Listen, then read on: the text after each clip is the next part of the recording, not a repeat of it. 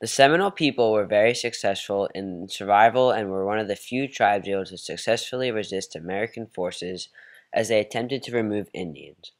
The Seminole tribe was composed of Indian descendants from the Creek people. As tribes were destroyed, the survivors came together under the name of the Seminoles. This caused the tribe to be very diverse, as they spoke different languages and had different cultures. Some tribes that had been part of the Seminoles were the Yuchi, Alabama, and Hitchiti. The Seminole tribe was located throughout the Southeast, but the highest concentration of Indians was in Florida. The Seminole tribe has a very rich history and culture. The Seminole tribe was the main population in Florida and other Southeast states in the early 1500s.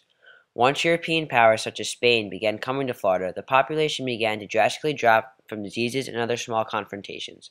The culture of the Seminole tribe has many unique aspects. The tribe is separated into 8 clans, including some such as a bear, snake, and bird.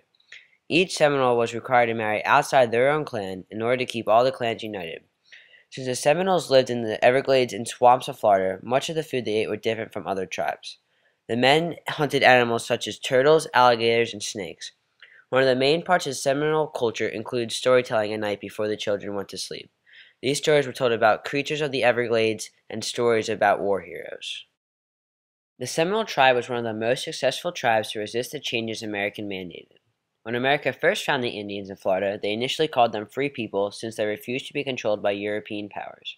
Free people translates in the Mazaki language to Seminole. One of the first problems America had with the Seminole tribe was their relationship with African slaves. The Seminole were very welcoming to escaped slaves and allowed them to fully join their tribe. Many slaves that couldn't make the journey to the northern free states would find the Seminole tribe and begin living with them. This angered the American government because once the slaves were located, the tribe would still refuse to give up the slaves. 2 other main examples of the Seminoles resisting change comes from the wars between the tribe and the American army. The first confrontation came in the First Seminole War. The war was between 1814 and 1818, in which General Andrew Jackson boldly marched into Florida to deal with the Seminole. Jackson burnt down Indian towns along with capturing many African slaves.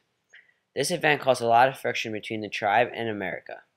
The second major war was the Second Seminole War. The war took place for 7 years starting in 1835.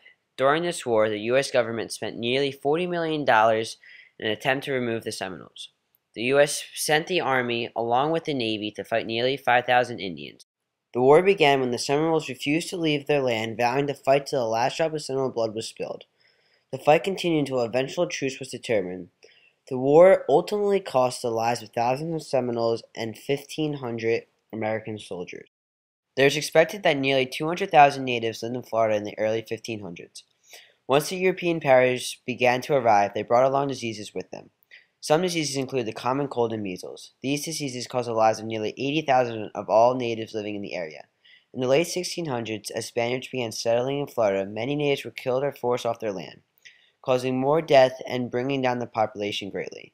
During the mid-1700s, as English settlers began wanting to move into Florida, tension between the Seminole tribe and the U.S. government began to grow.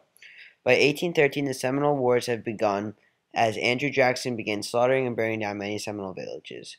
Many Seminoles were removed from Florida and sent to Oklahoma by American soldiers. The survivors moved deeper into the swamps and Everglades to get away from the white settlers.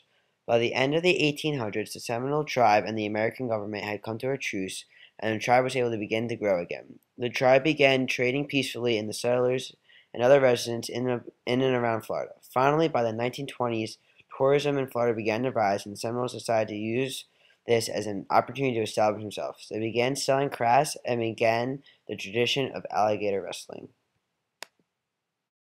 Though the Seminole tribe has gone through some tough times, there have been 2 men that have gotten the tribe through. The most important is Osceola.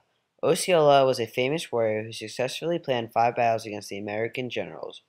Osceola represented the Seminole spirit of no surrender that helped the tribe get through the Seminole Wars, and one of the main reasons that the Seminoles were able to stay in Florida and not forced to completely give up their land. The other main person in the Seminole tribe was Apiaca. Apiaca was a medicine man that was key in many wars involving the Seminoles. He became the spiritual leader who used his medicines and stories to inspire the Seminole warriors. His name eventually was used in myth and legends told around the fire. Today, the Seminole tribe is succeeding and attempting to become more diverse throughout the country. Today, most descendants live on 6 reservations, mostly in Florida and Oklahoma. The tribe is part of many industries such as tourism, and their main source of revenue includes citrus groves and cattle.